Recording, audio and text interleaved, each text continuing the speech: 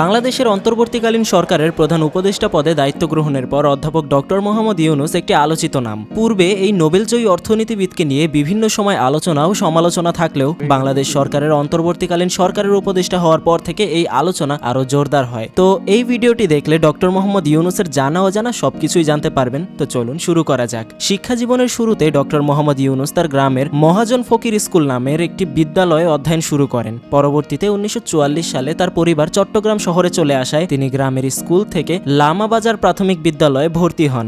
মাধ্যমিক পর্যায়ে doctor Mohammad Yunus Chittagong collegiate school থেকে তৎকালীন পূর্ব পাকিস্তানের 39,000 শিক্ষার্থীর মধ্যে 16তম স্থান অধিকার করেন। সপ্তম শ্রেণীতে পড়ার সময় তিনি বয়েজ স্কাউটসে যোগদান করেন এবং বয়েজ স্কাউটসের পক্ষ থেকে মাত্র 15 বছর বয়সে যুক্তরাষ্ট্র, কানাডা সহ এশিয়া এবং ইউরোপের বিভিন্ন দেশ ভ্রমণ করেন। পরবর্তীতে উচ্চ মাধ্যমিক পর্যায়ে তিনি চট্টগ্রাম কলেজে ভর্তি হন। এই সময় তিনি বিভিন্ন সাংস্কৃতিক ও রাজনৈতিক কর্মকাণ্ডে জড়িত হন এবং কলেজ জীবনেই নাটকে অভিনয় করার জন্য প্রথম পুরস্কার অর্জন করেন। এছাড়াও কলেজে অধ্যয়নকালীন সময়ে ডক্টর মোহাম্মদ ইউনূস সাহিত্য পত্রিকা সম্পাদনা এবং আজাদী পত্রিকায় কলাম লেখার কাজে যুক্ত ছিলেন। পরবর্তীতে 1957 সালে মোহাম্মদ ইউনূস ঢাকা বিশ্ববিদ্যালয়ের অর্থনীতি বিভাগের সম্মান শ্রেণীতে ভর্তি হন এবং সেখান থেকেই BA এবং MA সম্পন্ন করেন। স্নাতকের পর কর্মজীবনের শুরুতেই মোহাম্মদ ইউনূস ব্যুরো অব ইকোনমিক্সে গবেষণা সহকারী হিসাবে যোগদান করেন। পরবর্তীতে 1962 সালে চট্টগ্রাম কলেজের অর্থনৈতিক প্রভাষক হিসেবে যোগদান করেন। 1965 সালে তিনি ফুল ব্রাইট স্কলারশিপ নিয়ে যুক্তরাষ্ট্রে যান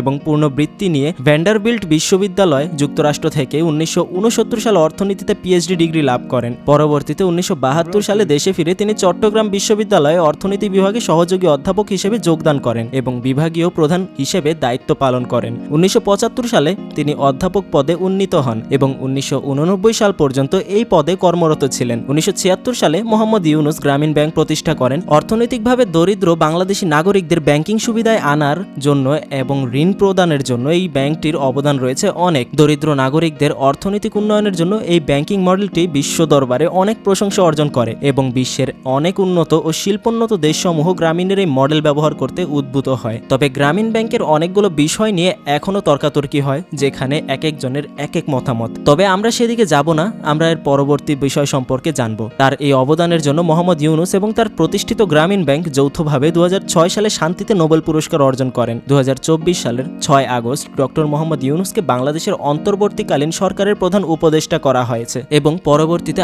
আগস্ট 2024 তারিখে তিনি অন্তর্বর্তীকালীন সরকারের প্রধান উপদেষ্টা হিসেবে শপথ গ্রহণ করেন। তো এই ছিল ডক্টর মোহাম্মদ ইউনূসের একটা সংক্ষিপ্ত বিবরণ। তা আপনারা তার গ্রামীণ ব্যাংক সম্পর্কিত অথবা বিস্তারিত বিষয়গুলো জানতে চান নাকি সেটা কমেন্ট বক্সে জানান। আপনার মতামতও আপনি জানাতে পারেন।